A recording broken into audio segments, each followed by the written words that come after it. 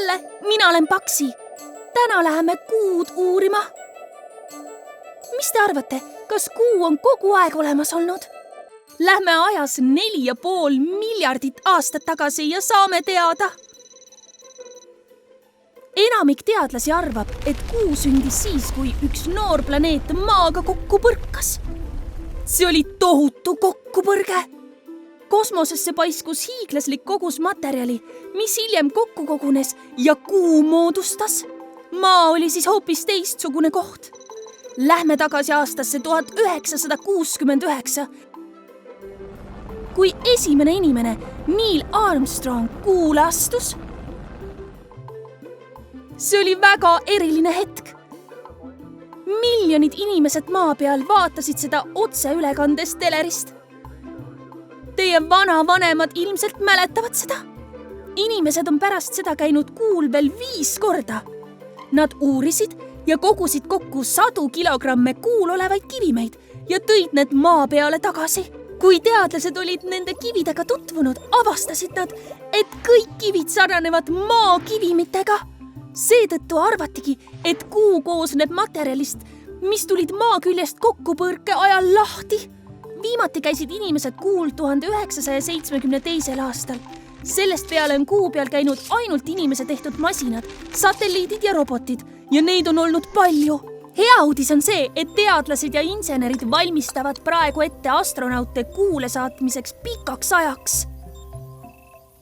Vaadake, milliseid katseid nad teevad. Tulge minuga kuule ja vaadake, mismoodi nad tulevaseks uurimisreisiks valmistuma peavad. Vau! Vaadake, kui ilus sinine on maa. Elu kuul oleks hoopis teistsugune kui maal.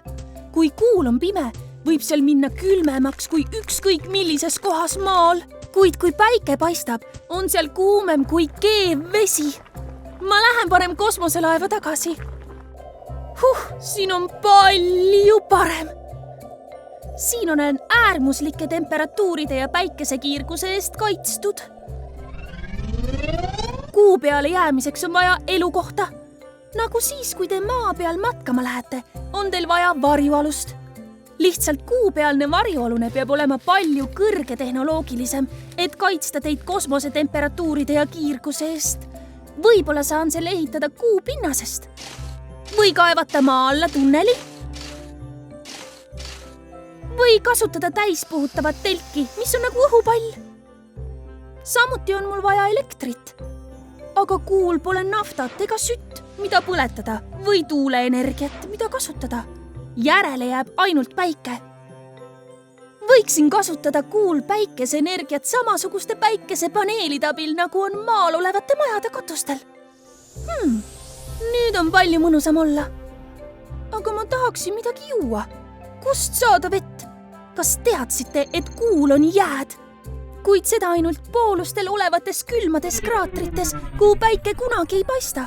Tulge minuga kuu poolusele jääd puurima. Vesi on väga tähtis. Seda on meile vaja joogiks. Samuti saaksin sellest toota hapnikku, mis on väga oluline, sest kuul pole atmosfääri ja seetõttu pole seal ka hingamiseks vajalikku õhku. Samuti saab veest teha kütust, et raketid saaksid lendu tõusta. Mul on kõht hirmus tühi, aga siin pole midagi süüa. Maa peal saan kasvatada puu- ja köögivilju. Äkki saab seda ka kuu peal teha. Peaksin ehitama endale kasvuhoone ja taimede eest hästi hoolitsema. Vaadake, kartulid on kasvama läinud. Nüüd on mul olemas peavari, energia, vesi, õhk ja toit.